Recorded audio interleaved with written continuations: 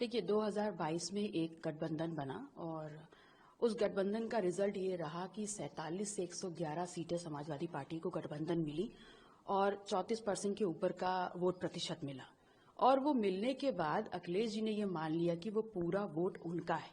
उन्होंने सिरे से ओम प्रकाश राजभर जी, जयंत चौधरी जी, कृष्णा पटेल जी, केशव देव मौर्य जी, संजय चौहान जी सबको नकार दिया।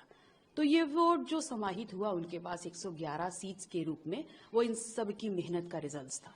और धीमे धीमे सब अलग होते चले गए। अपना दल सबसे ज्यादा दूरी तक समाजवादी पार्टी के साथ चलने की मुहिम को लेकर के साथ चला था।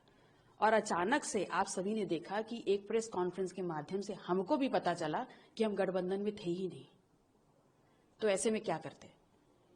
ऐसे में हमको रास्ता दिखा पीडीएम और हमने जन भावनाओं को ध्यान में रखते हुए उसको अपनाया। तो क्या लग रहा है कि पीडीएम जो है, आप लोग भी जानते हैं, आपकी कल प्रेस कॉन्फ्रेंस में भी कहा गया कि 90% माइनॉरिटी वोट बैंक सीधा समाजवादी पार्टी को मिल रहा है और अब आप खाली नाम बदल के आ रहे हैं, लेकिन जो वोट बैंक है उसको अपने में कैसे करेंगे और क्या जरूरत पड़ी इस एम को ऐड करने की? क्या वहां पे भी मुसलमानों का नाम लिया जा रहा है? अखिलेश यादव भी दावेदारी कर रहे हैं कि हमारा डेलीगेशन हो या कोई मामला हो उसमें सबसे पहले समाजवादी पार्टी लोगों के लिए पहुंचती है। देखिए अभी जो वर्तमान परिस्थितियां हैं उसमें अगर आप देखें, सबसे ज्यादा जो सामाजिक समुदाय हैं जिनका शोषण हो रहा है, दमन हो रहा है, वो पिछड़े समाज की कुछ जातियां हैं, दलित हैं और मुसलमान हैं।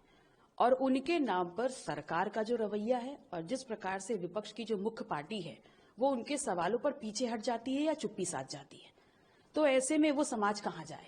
उसके हक और अधिकारों की बात कौन करेगा? तो अगर हम उनका वोट ले रहे हैं तो उनके हक और अधिकारों पे, उनके दमन पे, उनके साथ हो रहे अन्याय पे हमें आगे खड़ा होना पड़ेगा।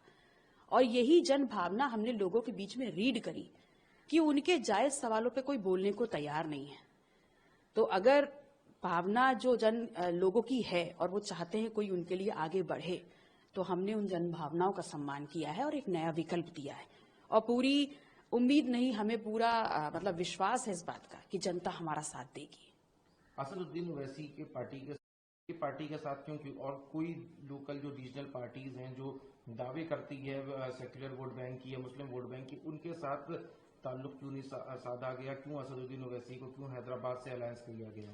देखिए ये जो पिछला दलित मुसलमान मोर्चा हमने बनाया है, इसमें कल हमारे पास मंच के 4 मुख्य पार्टी थी और हमने उस प्रेस कॉन्फ्रेंस के माध्यम से ये भी कहा कि जो भी पिछड़ा दलित मुसलमान और सामाजिक न्याय की सोच वाली तमाम पार्टियां जो हमारे साथ जुड़ करके इस मुहिम को और मजबूत करना चाहती हैं, उन सभी का हम खुले दिल से स्वागत करते हैं।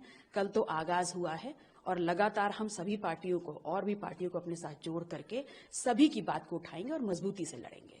समाजवादी पार्टी से जो गठन किया, इंडिया अलायंस की तरफ उन्होंने रुख किया, लेकिन कल अपने पत्र से उन्होंने स्पष्ट कर दिया कि उनको वहां से भी कोई बहुत उम्मीद पूर्वक बात नहीं सुनने में आई। तो क्या स्वामी प्रसाद महोदय के लिए इस अलायंस में जगह है? क्या वो भी आने वाले समय में शामिल होंगे या और भी जो छिटके विद्यालय, चाहे वो संजय चौहान हो, जो आप जिनका आपने जिक्र किया, जो लोग साथ में थे, क्या उनको भी सम्मिलित किया जाएगा?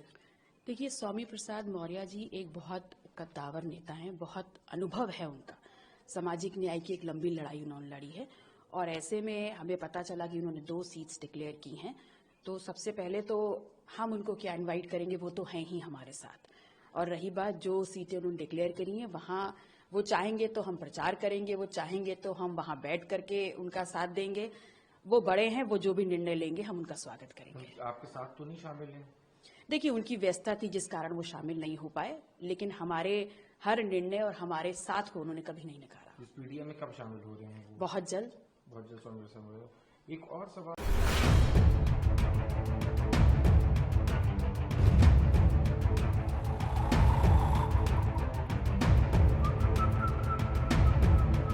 हर बड़ी खबर का असली एड्रेस है खबरनामा, इसलिए हर न्यूज अपडेट के लिए सब्सक्राइब करें और फॉलो करें खबरनामा और इस वीडियो के लाइक बटन को प्रेस कर इस वीडियो पर कमेंट के जरिए अपनी राय देना ना भूलें।